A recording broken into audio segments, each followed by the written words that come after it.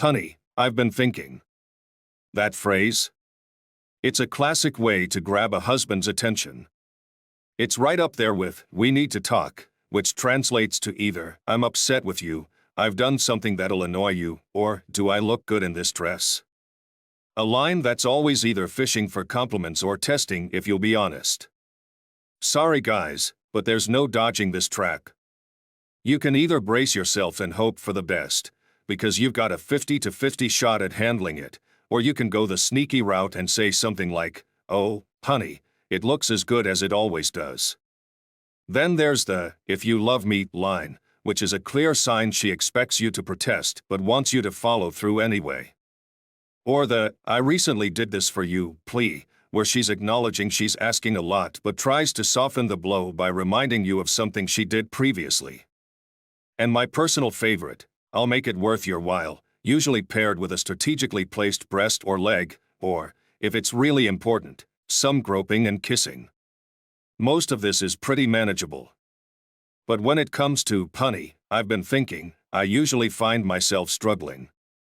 I could probably defuse it by responding with something like, congratulations, honey, there's a first time for everything. But since I prefer not to sleep on the couch, I've mastered the art of keeping my mouth shut. This time, though, I couldn't stay silent. I had to put my foot down because her grand idea had already sapped my interest in being intimate with her.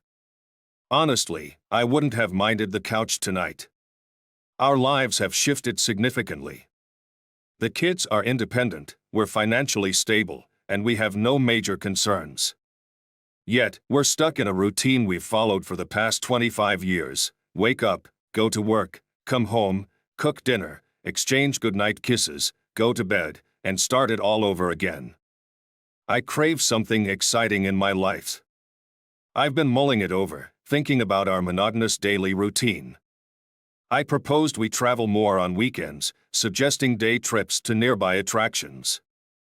I even recommended adding ballet performances, which she adores, and our local baseball team, which I'm fond of, to our subscription list. I suggested we could buy a boat or a motorcycle, take tennis or dance lessons, join a bowling league, go on garden tours, or participate in book swaps. These are things we once dreamed about or enjoyed together. I thought revisiting some of these interests might reignite the spark my wife had been missing.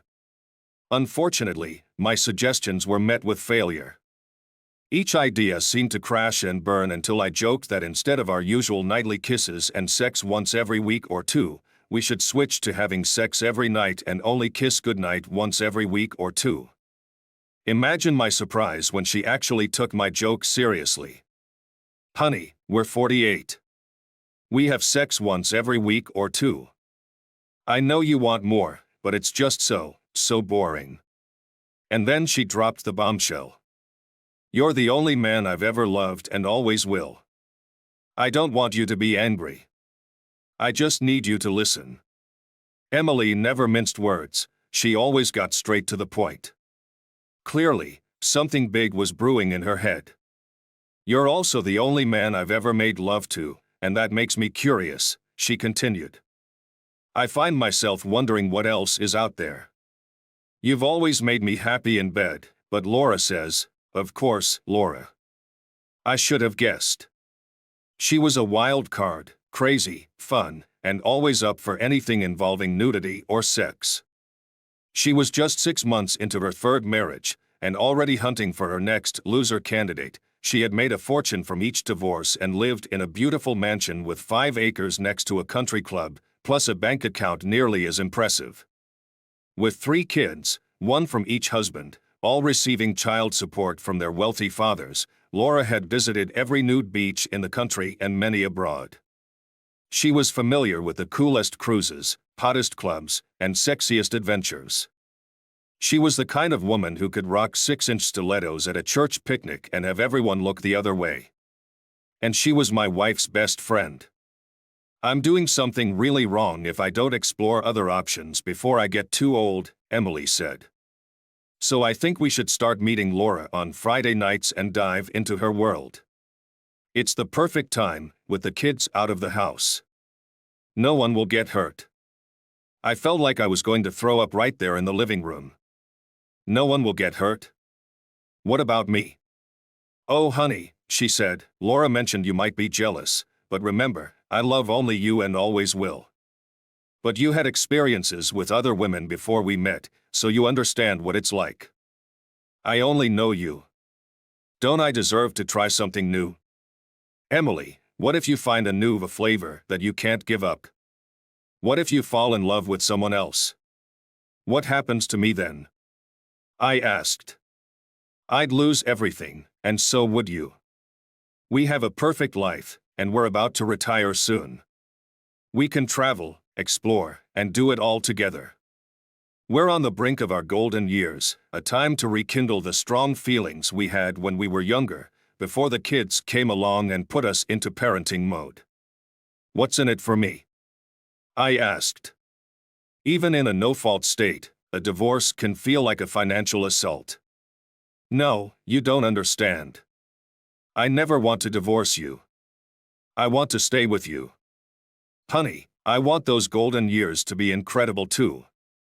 And even though Laura claims that a couple of divorces could be financially beneficial, I can't picture spending my old age with anyone but you. I anticipated this moment because you're always thinking things through, and I knew this would be the first argument you'd use. So, I had Jordan draft a contract that outlines what would happen if we ever did divorce. I want to stress that I don't want that at all. This is just to reassure you. I reviewed the contract, and Jordan did a great job. She's my partner, and we run a solid two-person firm offering general legal assistance. Jordan took excellent care of me with this contract. The division of property was fair. You'd get the house and its contents, while I'd keep the winter condo, beach house, and my fishing cabin. Financially, it was a good deal, no complaints there. Diane earned a good salary and always wanted to manage her own money, so we'd each have our own bank and investment accounts, as well as individual pensions. The mortgage was paid off 2 years ago, so spousal maintenance wasn't necessary. The kids had college funds that would cover their education and a good portion of grad school if they chose to continue. It was a clean, straightforward arrangement, and I wouldn't have been financially screwed. Jordan deserved a thank you lunch for her work. However, I couldn't help but wonder why she didn't give me a heads up earlier. Sure, there's client confidentiality, but as partners, wasn't there a potential conflict of interest? I figured there was, but Jordan was looking out for my interests in this case, so I decided to let it slide. Maybe even turn that lunch into a dinner.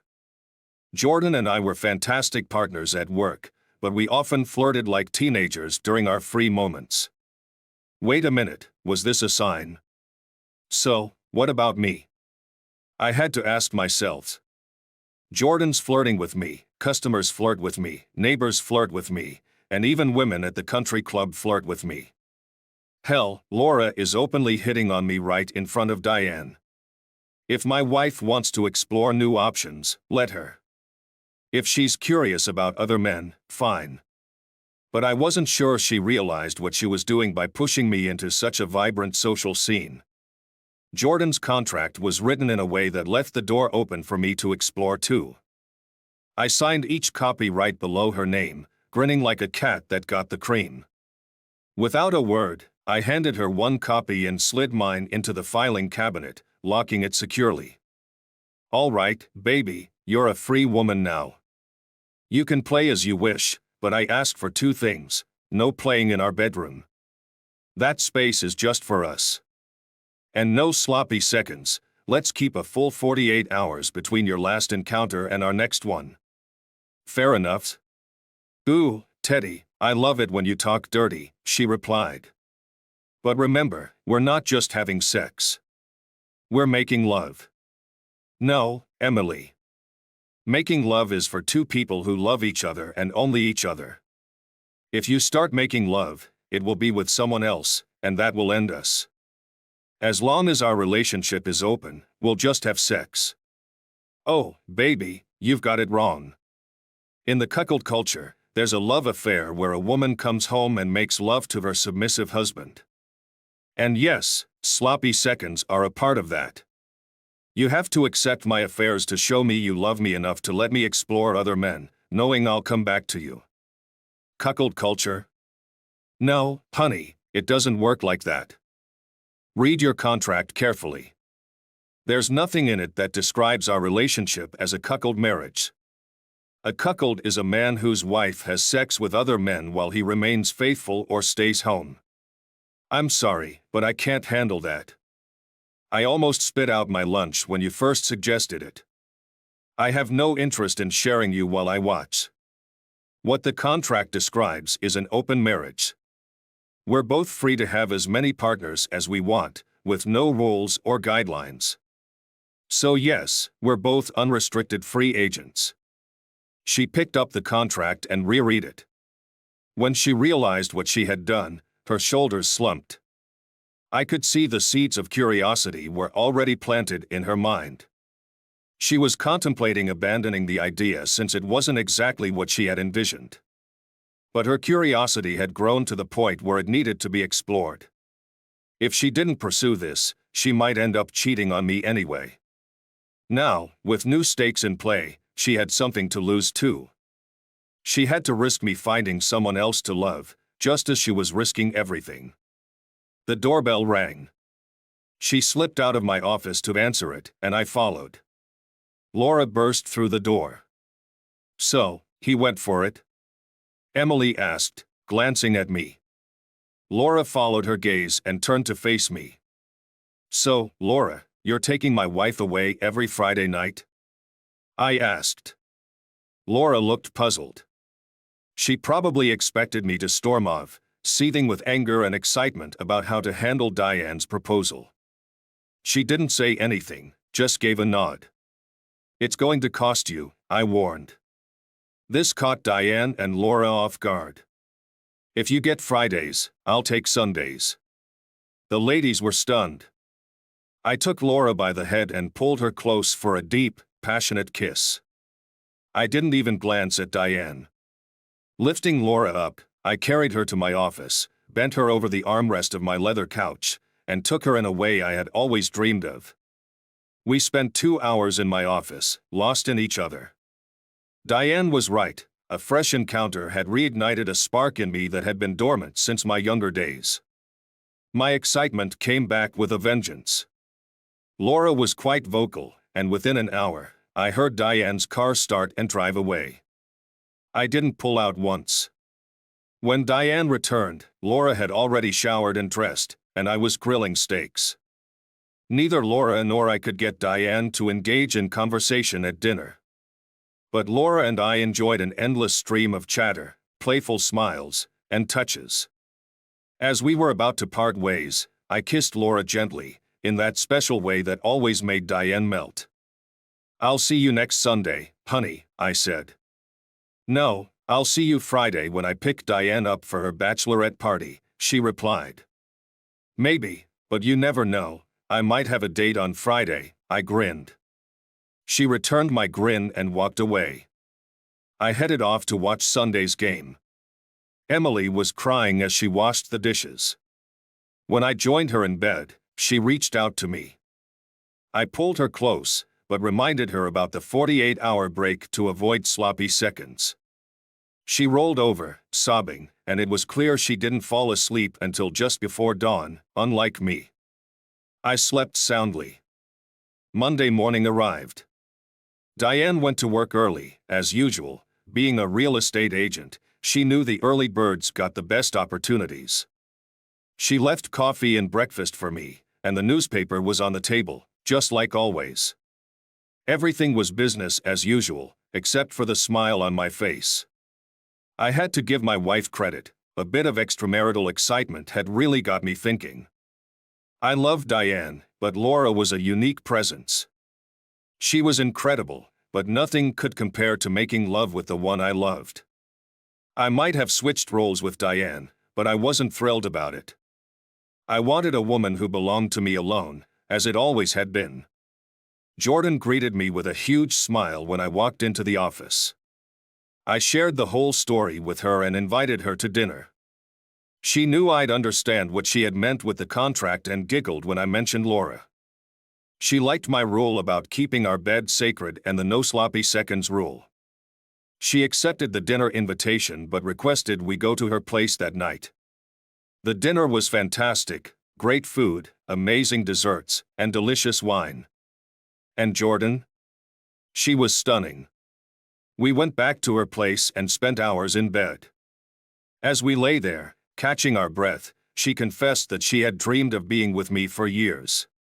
There were times when your bulge was so tempting, and I wanted you so badly. But your marriage meant so much to you that I never acted on it. I know you love Diane, but when she proposed that idea, I couldn't resist taking my chance with you.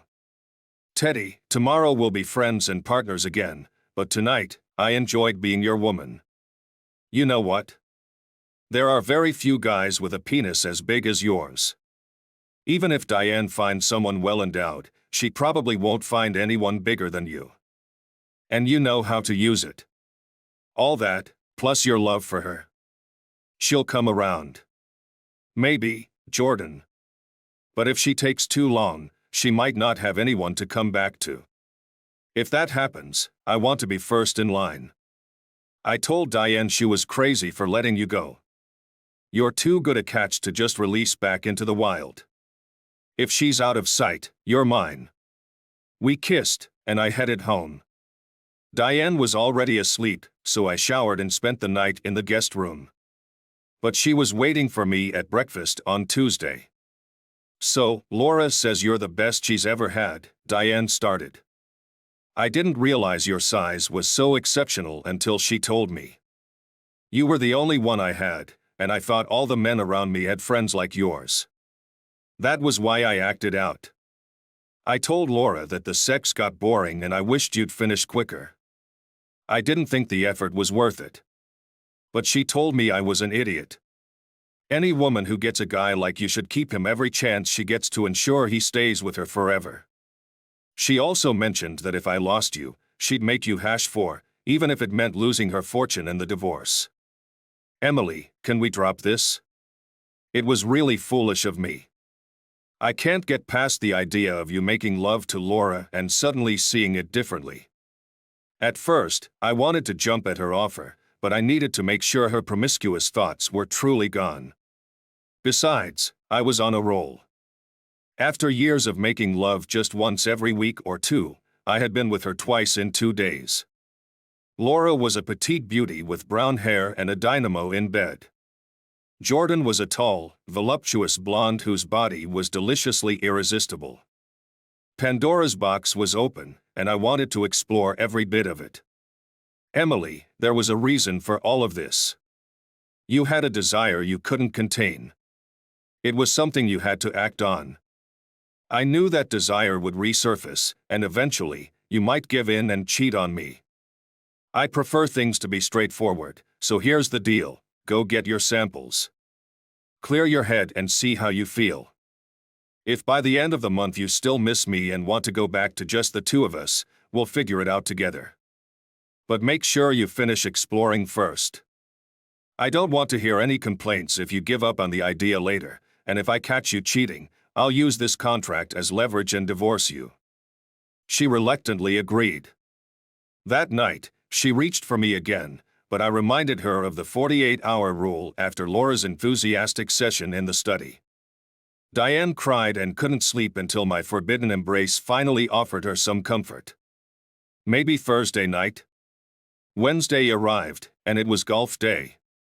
Normally, I only work Wednesday mornings, and with good weather, I head out to the course. But today it was pouring rain. While driving, I spotted Samantha's SUV stranded by the side of the road with a flat tire. She was struggling with the jack, so I pulled over to help.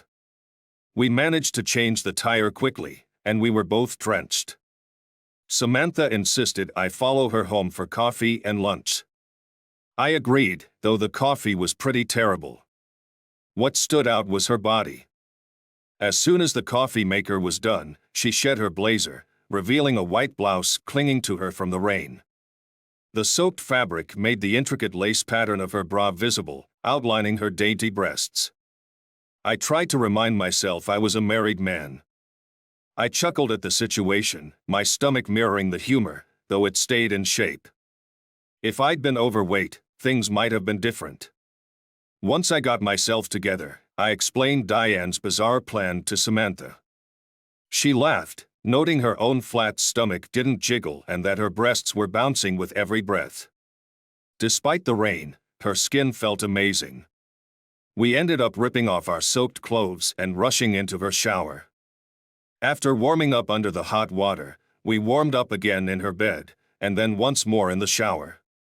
I dressed to head home afterward. Samantha, who hadn't had sex in months since her divorce, wished me and Diane the best. She said, "I could really fall for a guy like you."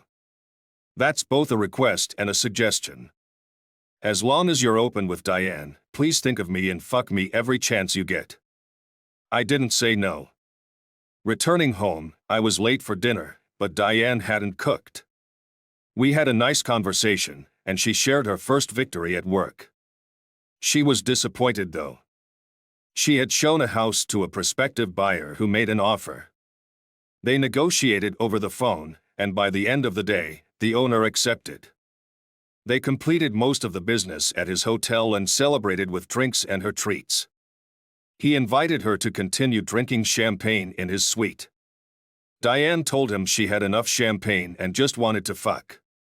Apparently, she liked the direct approach, and so did he. When they got to the room, they eagerly stripped each other. He started by eating her pussy, but he was clearly inexperienced and didn't know her hot spots. Diane loved oral sex with me, and it felt wrong with him. She tried to get into it, but nothing worked. Eventually, he tired and got up to fuck her. He was so small, Diane said. Only about 7 inches long and thin. I could hardly feel him. The sex was awful. When she got home, she was furious with herself for having expected more. He boasted about how long he had lasted and taunted her with comments about me. "Have you ever been fucked that long? How do you like that, buddy? Hubby can't touch you where I am, can he?" He even continued after finishing. Diane told him to stop talking about me. "You know, Teddy's 10 inches long and thick. You don't stand a chance against him. Even if I'm fucking tonight, you haven't won anything." She reassured him he was nice and that she enjoyed their time together before wishing him well and suggesting he take his wife out to dinner. Maybe we could switch places. She enjoyed the look of surprise on his face. Diane knew I was with Samantha. My car was parked outside her house, and since it was just across the street and a few houses down, Diane saw me leaving. "I want you to come back to me," she said. "Now I have to wait until Friday for a chance to win you back. It's not fair. A husband comes home every day, takes care of his wife, mows the lawn, and supports her through everything. She holds his hand through losses and joys, but when it comes to matters of the heart, it seems it's all too easy to get lost. They bring each other chicken soup when they're sick and share the responsibilities of raising their children. He's there for her every day. Suddenly, the wife declares it's all boring. You keep handling the daily grind while I find excitement elsewhere, since you're too tired to keep me interested. Diane, that's not fair. I still want you back. You haven't lost me, but it seems like one jerk has really settled into a pattern. Go scratch your itch, but remember, you have no right to me. I'll be busy with Samantha on Friday, and I've got a date with Laura on Sunday. Looks like next Tuesday might be your chance." "We'll see," she grinned. Thursday rolled around, and I found myself with beautiful women 3 days out of the last 4. Each one had said they'd wait if my marriage didn't work out. Meanwhile, Diane seemed to have regained her senses but was still untrustworthy as my one and only. I decided I needed a break. As luck would have it, just as we were about to close the office that evening, a woman walked in. Jordan was out picking up her car from the repair shop, so I agreed to handle the potential client. Alice, our office manager and paralegal, had left hours earlier, leaving me alone with a tall, dark-haired beauty with olive skin. She had taken off her coat, revealing a tight-fitting, high-collar sweater dress that cut high enough to show the lace tops of her stockings. Her high heels complemented the look perfectly, and I found myself drawn into her deep, dark eyes. "I've come for advice on a domestic matter," she said, her sultry alto voice making my pulse quicken. My response was nonchalant. "My advice is to divorce him and run away with me." She gazed into my eyes, and I saw them start to twinkle. She began to giggle, and soon we were both laughing. I told her I was about to leave but offered to continue the conversation over dinner if she hadn't eaten yet. She didn't say no. We discussed her case over dinner. She suspected her husband of cheating but couldn't prove it. She was devastated and wanted to protect herself in case he decided to leave her. I advised her on how to protect her financial assets, including closing joint credit lines, withdrawing half of their joint savings, and hiding family heirlooms like jewelry and artwork. I also suggested she monitor his actions using GPS trackers, phone lookups, and possibly a detective agency if needed. She should find a friend or relative to stay with if things went south and keep a daily log of suspicious incidents. "How do you feel about revenge sex?" she asked, reaching across the table to take my hand. With her other hand, she unbuttoned another button on her blouse, revealing even more of her ample cleavage. I grasped her hand with both of mine and said, "It's flattering and tempting, especially considering my own marital troubles. But since you haven't officially hired me, you're my client, and engaging in revenge sex would be a conflict of interest." I had to laugh at that, though my groin reacted too, and I felt my penis hardening. "Then I have nothing to lose," she said. "But before we go any further, I want to make sure this is what you really want. Revenge sex might seem appealing now, but come morning, you might feel guilty for acting out just like your husband. If you find out you were wrong about his infidelity, you'll be responsible for the rift in your marriage and possibly be the guilty party in a divorce suit. Is that what you want?" Her heavy sigh answered my question. I studied her face as she considered her next move.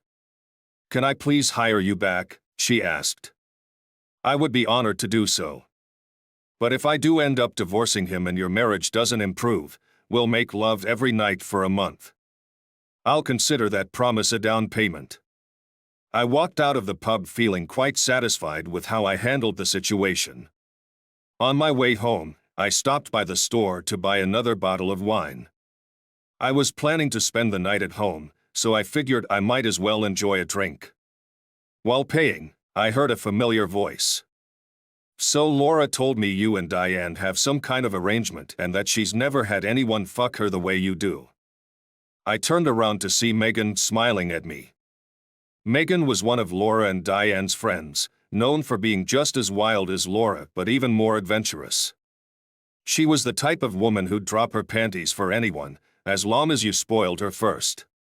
It wasn't just about dinner and expensive dates, jewelry, furs, and paintings had to be involved. You could date Megan for a year, but those panties wouldn't come off until you showered her with extravagant gifts. The dress Megan was wearing must have cost at least $1,000, though it barely covered her at the hem and neckline. Her shoes were likely in the same price range, with heels that accentuated her curves perfectly. Diamond earrings, pearls around her neck, and a hat probably worth as much as my car completed the ensemble. Yes, I had an erection again, and the only conflict of interest now was whether she'd prefer the Ritz or the Hilton. "Well, Megan, only you can decide that for sure," I said, trying to keep things light. "I think you also heard about my wife's brilliant idea of opening our marriage after all these years." "Yes, Teddy, she did," Megan replied with a smirk. "So, since you're free to, play, how about you play with me?" "Honey, it's your reputation I'm worried about," I said. "Your reputation?" "Baby, I'm no wilder than Laura, and you started with her. What's so special about me?" "Okay, Megan," I continued, "I've heard about your routine. You lead guys on, get them hooked, then go shopping at Tiffany's or Neiman Marcus before they can seal the deal. I don't want to leave you a tribute like your usual dates. If you want to see if Laura's story was true, follow me to the Hilton right now. When we get there, you'll give me your pearls and diamond earrings as tribute, and then I'll spend all night with you." She hesitated, then reached for her pearl necklace. It was stunning, sitting elegantly on her lush, albeit surgically enhanced, breasts.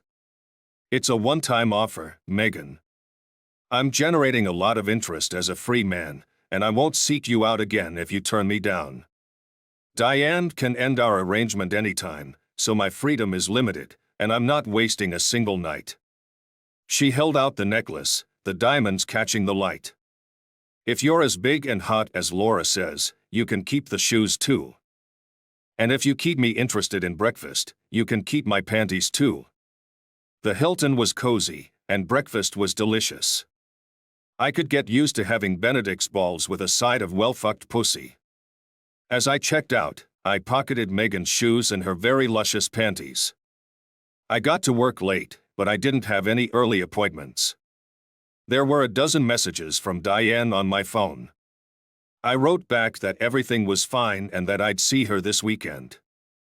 Jordan noted that I looked like a cat that had gotten drunk on cream. Friday night came, and I got home late. Diane had already left with Laura and Megan for their bachelorette party. Diane left me a note expressing her frustration that I didn't come home the night before or see her off. She felt I wasn't supportive of her project and demanded a serious talk when she got home. Since I hadn't called her, I shouldn't expect her to call me.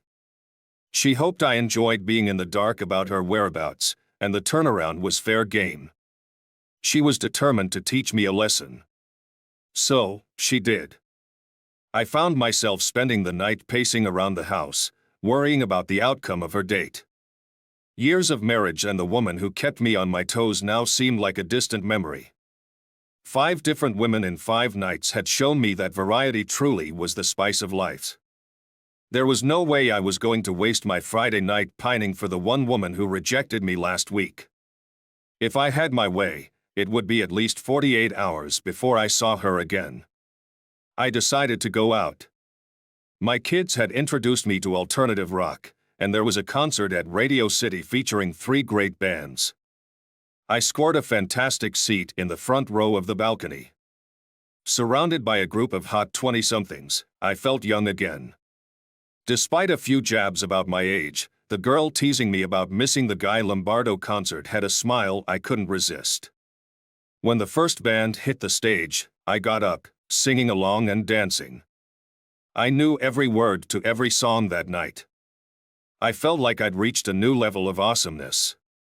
A few beers and a funny-looking cigarette later, I danced the night away in the aisles with the crowd. As we were leaving, the girl from earlier grabbed my arm and said, "You're coming with us." "I'm too old to party with you guys," I protested. "I know, but we think you're good for at least one more round," she replied with a grin. I was definitely good for one more round, and more. The guys paired off with the girls, but there were fewer men than women in the group. By the time we hit round 4, it was down to just the 3 of us. At least the ammo was getting cheaper. After my first sip, Guy Lombardo's girlfriend looked up at me, grabbed my face, and pulled me into a deep, passionate kiss. She tasted like margaritas. Her friend also joined in, and as the first girl paused for a breath, the second one picked up right where she left off. That set the tone for the night. Their apartment was just a block away, but I don't remember how we got there. I do remember clothes flying off and the incredible bodies they were coming off of. When my boxers hit the floor, the girls exchanged glances, then looked skyward before charging at me like animals desperate for water after a long drought. I'd almost forgotten how soft and supple young skin could be, but it brought back vivid memories. I was a bit worried that my old reliable pole might falter, considering it had been through 5 different women over the last 5 nights and was now facing 2 eager, attractive young women. But it held up just fine. I was told that I didn't recover as quickly as the guys they were used to, but they could get accustomed to my stamina. By the next morning, we were sore, sticky, smelly, and grinning from year to year. A shower took care of the stickiness and the smell, and time would heal the soreness. The smiles, however, would last a long time. As I was leaving, I found Megan's gifts in my pockets. No, not the panties. I'd left those at home on the kitchen table for Emily to discover and cry over. The earrings looked fantastic on Guy Lombardo's girlfriend, and the pearls were perfect for her friend. They were thrilled and amazed. Now I was like a sexy Robin Hood, taking from the rich and giving to the young and needy. Jewelry, after all, is a girl's best friend. They convinced me to spend Saturday exploring museums and Central Park, then Saturday night at a blues bar in Brooklyn, followed by another intense night of sex. I kissed them goodbye late Sunday morning and headed home, not to see Emily as you might have expected, but Laura. At that moment, I wasn't sure how I felt about Diane. She was more than just a roommate. I still loved her, of course. We had lived a lifetime together, raised children, had a great time, and supported each other through tough times. But when it came to the physical side of things, my interest just wasn't there. My wife's desire to experiment and open up our relationship might have pushed her right into the friend zone. When I got home, Diane was waiting for me in the living room. Clearly, all was not well in paradise. Diane was furious that I hadn't been home all day Saturday and had been seething with anger since she returned Friday night. "You need to seriously explain everything," she demanded. "Hello to you too, and how was your weekend?" "I got laid Friday night, thank you very much. And I finally found a man who knew how to treat a woman, if you ask me. I really wanted to share my feelings with you, but you weren't home. Who the hell are you playing with?" "Young girls, too, very young, and incredible." It was pretty clear and straightforward. Emily was on a tirade, rambling about how things were supposed to go. I wasn't really listening, but she was fired up. She talked about the natural flow of the affair, how it was supposed to bring us closer together, and how I was supposed to stay at home, thinking about her to build anticipation for our reunion. She believed that would make our lovemaking stronger. And on she went. Ladies, take a note from me. It doesn't take much to lose a guy's attention with endless and talk. The husband's manual advises us to think about something completely unrelated and use a "yes dear" every 90 seconds to reinforce our point and get through the conversation. Preferably, this involves someone with big breasts, long legs, and flowing hair lying naked next to us in bed. Wait, sorry, I got distracted. Even writing that wasn't enough to keep me in the "yes dear" position. During her endless monologue, the phrase that brought me back was, "you should have." If there's any phrase from the husband's handbook that can counteract the panned line, it's, "you should have." There are several ways to respond to "you should have." One can ignore it and return to a blissful dream world where a young Audrey Hepburn lures him into her lair. Another option is to challenge her expectations with responses like, "Since when did I have to?" which questions her authority, or "When did we decide?" which reclaims decision-making power. The strongest response, according to the Idiot's Guide to Control, is to ignore her entirely. "I never meant to do that," which could be a decisive argument if said with enough force, but it also meant I'd be avoiding sex for at least a month. Or I could fall back on that classic two-word response that men have used since the Cromanian era when dealing with a difficult wife: "Screw you." Diane looked a bit taken aback. I don't think she appreciated my reaction any more than I appreciated her decision to give me the horns.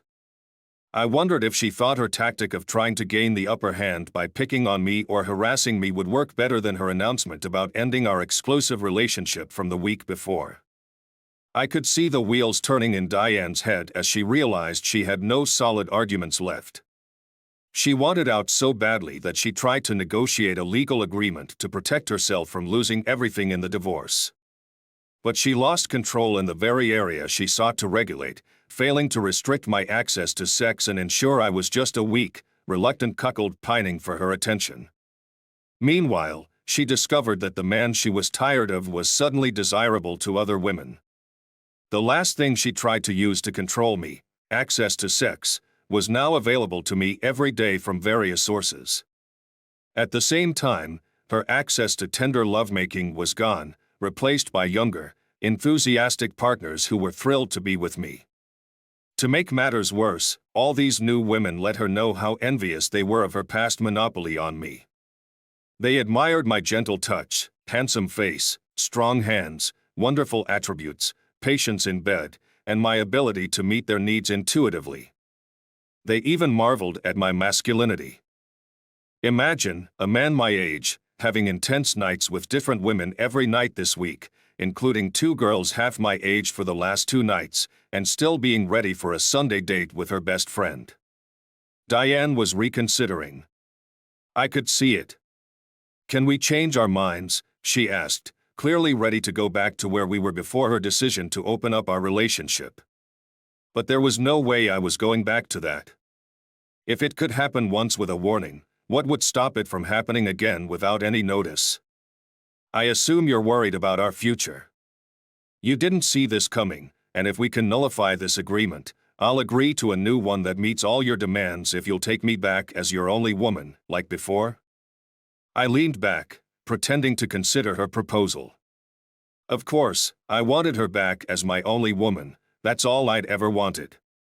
I knew I should have been more hurt by what she did.